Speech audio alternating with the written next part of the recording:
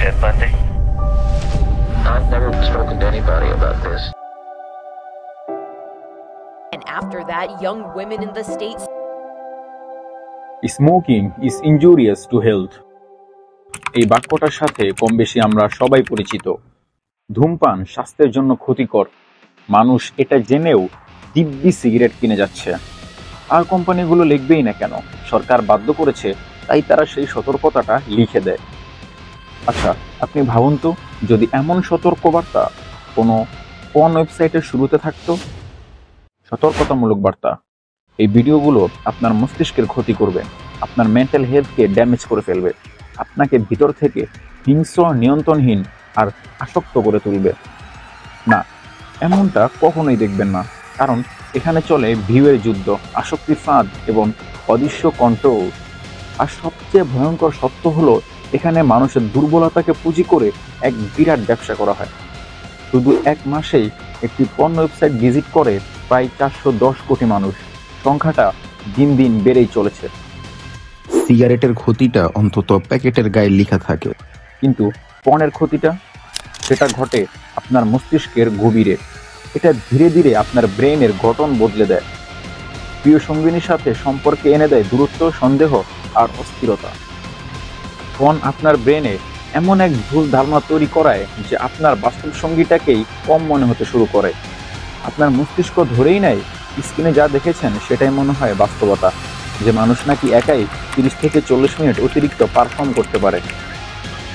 কিন্তু সত্যি কথা হলো, এগুলো শুধুই অভিনয় আর রিটেক আর এডিটিং এর ফাঁদ, আর আপনাকে করে তোলে আগ্রাসী ও নিয়ন্ত্রণহীন। কিন্তু এটা শুরু হয় কিভাবে? আসলে গল্পের শুরুটা এখানে নয়। অন্ধকার কখনো হঠাৎ শুরু হয় না, শুরুটা হয় কৌতূহল থেকে। আচ্ছা, একটা ছেলের গল্প দিয়েই শুরু করা যাক। নাম আবির, সবেমাত্র ক্লাস 7-এ পড়ে। স্কুলে তার এক বন্ধুর কাছ থেকে পেল একটি লিঙ্ক, আর ওখান থেকেই শুরুটা হয় অন্যরকম ভাবে। তার বন্ধু তাকে বলল, শুধু 1 মিনিট দেখ। আর সেই ছেলেটাও টিকটক, ইনস্টাগ্রামের সফট ফর্ম দেখতে দেখতে ক্লান্ত। এগুলো দেখতে দেখতে তার ব্রেন আর স্যাটিসফাই নয়, তাই তার ব্রেন খোঁজে আরো ভিন্ন কিছু, আরো খোলামেলা কিছু, যেমনটা সে অন ভিডিওতে দেখতে পায়। ব্যাস, যখন ব্রেন আর মন একসাথে স্যাটিসফাই, তখন থেকেই গল্পটা শুরু। প্রথম দেখায় তার ব্রেইনে ডোপামিন শক আসে, প্লেজার স্পাইক। ব্যাস, চোখ আর স্কিন থেকে উঠলই না, সে খুবই হ্যাপি ফিল করলো। দিন যায়, রাত আসে, এভাবে দেখতে দেখতে নর্মাল সিন আর ভালো লাগে না তার। সে আরো ডার্ক কন্টেন্ট খুঁজে, আরো ডার্ক, আরো ডার্ক, এমন কন্টেন্ট যেটা চিন্তা করা মুশকিল। কখনো কখনো সেখানে দেখা যায় একজন মেয়েকে জোরপূর্বক 7 থেকে 8 জন ছেলে মিলে রেপ করছে, তো তারপরেও মেয়েটি খুশি। সেখানে এই বিষয়গুলোকে এমনভাবে উপস্থাপন করা হয় যেন এগুলো কিছুই না, ডালভাত। আচ্ছা, যাই হোক, এই ইন্ডাস্ট্রি নিয়ে পরে কথা বলা যাবে, এখন মূল গল্পে ফিরি। তারপর আর কি, সে নিজের অজান্তেই আসক্ত হয়ে পড়ে। তারপর শুরু হয় তার জীবনের এক অন্ধকার কালো অধ্যায়। কিন্তু কি হয় সেটা আমরা একটু পরেই জানতে পারবো। যাই হোক, আপাতত আমরা একটা বাস্তব ঘটনা বলি, বিষয়টাকে আরেকটু ক্লিয়ার করার জন্য। সালটা তখন 1970। আমেরিকার এক সিরিয়াল কিলার নাম টেড বন্ডি। নারীদের দর্শন আর খুন করাই ছিল তার নেশা। প্রতিবেদনে বলা হয়েছে সে 4 বছরে মোট 30 জন নারীকে হত্যা করেছে, যে ঘটনা পুরো আমেরিকাকে কাঁপিয়ে দিয়েছিল। তদন্তকারীরা পরে তার ঘর থেকে অনেক ভায়োলেন্ট পর্নোগ্রাফিক ভিডিও পেয়েছিল। শুধু এতটুকুই না, এই ব্যক্তি প্রথমে নর্মাল ভিডিও দেখত, কিন্তু কিছুদিন পর সেটা তার ব্রেনে এক্সাইটমেন্ট তৈরি করতো না। কারণ কি? Dopamine tolerance. মানে যত বেশি কৃত্রিম সুখ পাওয়া যায়, মস্তিষ্ক তত কম রেসপন্স করতে শুরু করে। সেই জন্য ও নর্মাল সিন দেখে আর আনন্দ পেত না, সে আরো হিংস্র টাইপ ভিডিও খুঁজে খুঁজে দেখত। এবং ধীরে ধীরে সে যেটা ভার্চুয়াল ভিডিওতে দেখেছিল সেটা সে বাস্তব জীবনেও রিপিট করতে চাইতো। এবং সেই ভয়ানক চিন্তার ফলে 30 জন নারী হত্যার ঘটনায় সে জড়িয়ে পড়ে।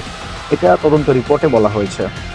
আদালতে এক্সপার্ট সাক্ষীরা বলেছে, এক্সট্রিম পর্নোগ্রাফি একজন মানুষের ভিতরের সহানুভূতি নষ্ট করে দিতে পারে। ভার্চুয়াল ভিডিওতে যে হিংস্রতা দেখা হয় সেটার প্রতি বারবার ডোপামিন রিলিজ হলে ব্রেন সেটাকেই নর্মাল ভেবে ফেলে। কেউ কেউ সেটাকে বাস্তবেও করার চেষ্টা করে। এখন বুঝতে পারছেন পর্নোগ্রাফির ক্ষতিটা আসলেই কি? এটা তো ছিল 1973 সালের ঘটনা, কিন্তু যুগ পরিবর্তন হয়েছে, পৃথিবী আরো আধুনিক হয়েছে, মানুষ এখন ঘরে বসেই সবকিছুই করতে পারছে। তাহলে চিন্তা করেন এর প্রভাব এখন কেমন হতে পারে। কি কিছু মিল পাচ্ছেন গল্পের শুরুর আবিরের সাথে? আমরা গল্পের শুরুতে যে ছেলেটার কথা বলেছিলাম, ক্লাস 7-এ পড়া আবির। হ্যাঁ, আবির হয়তো আমাদের গল্পে একটা কাল্পনিক নাম, কিন্তু আসল সত্য হচ্ছে বাংলাদেশে আজ হাজার হাজার আবির আছে। নাম আলাদা, স্কুল আলাদা, বাসার ঠিকানা আলাদা, কিন্তু তাদের মস্তিষ্কের ভিতরের লড়াই, তাদের ডোপামিনের ক্ষুধা এবং তাদের রাতের স্ক্রিন আসক্তি সব একই রকম। আবির শুধু একটা চরিত্র না, আবির আসলে একটা প্রতিচ্ছবি, এই দেশের পুরো একটি লস জেনারেশনের প্রতিচ্ছবি।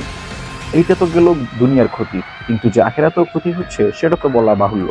আল্লাহ তাআলা কোরআনে বলেছেন, তোমরা ব্যভিচারের নিকটেও যেও না, নিশ্চয় এটা অশ্লীল কাজ এবং মন্দ পথ।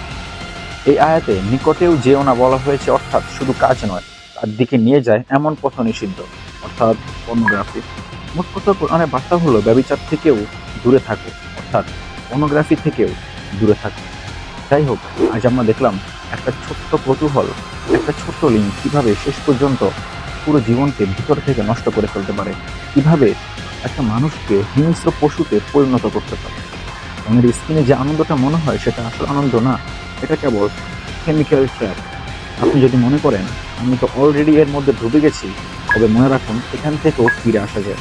আল্লাহ কারোর জন্য দরজা বন্ধ করে দেন না।